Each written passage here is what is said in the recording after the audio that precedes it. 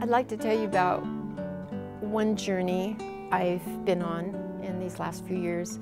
It's not a journey that we would ask for or welcome, but really through some cascading illness and death in my family, I have wrestled with a lot of loss, and loss breaks us, but God will use those losses to create a greater and deeper ministry, I believe, and to show us things about ourselves that we need to see in order to become more the people that God wants us to be.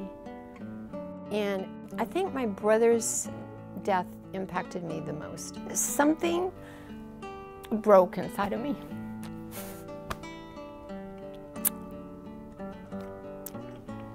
And I remember as I returned back to Orlando, I just was saying to myself, what is the point, God?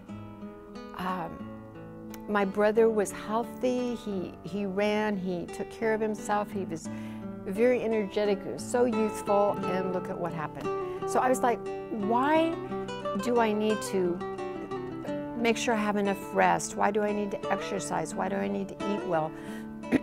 I'm just going to die anyway. I'm going to become ill anyway, and I'm just going to die. So what's the point with even trying? And I went through 5 very dark days.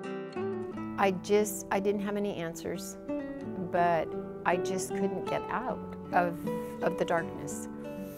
Then one day I received an email, and it was from Zorina.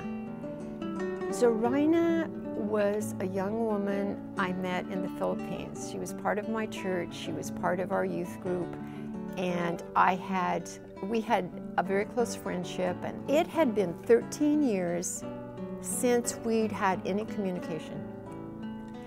But that day, after those 5 days, I got an email from Zorina, and she said, Gail, I've been wanting to write to you, and especially to tell you my mother had passed away, and I wanted you to know. But more than that, I wanted to thank you for all you've done for me. Thank you for all you taught me. Thank you for all that you helped me learn while you were here. I am who I am today because of you. And so, as I read that email, I said, okay, God, I get it. You want me to take care of myself because you have a mission for me. You want me to take care of myself because you still have work for me to do. So I will keep on going. And the darkness lifted, and I've never experienced it since then. I've had sad moments and things I've had to wrestle with. Saying goodbye to my father, my sister, my brother. That same year, I said goodbye to my aunt. I'm still wrestling with loss. It's part of my life now, and I know I'm different because of it, but I've never had that same darkness.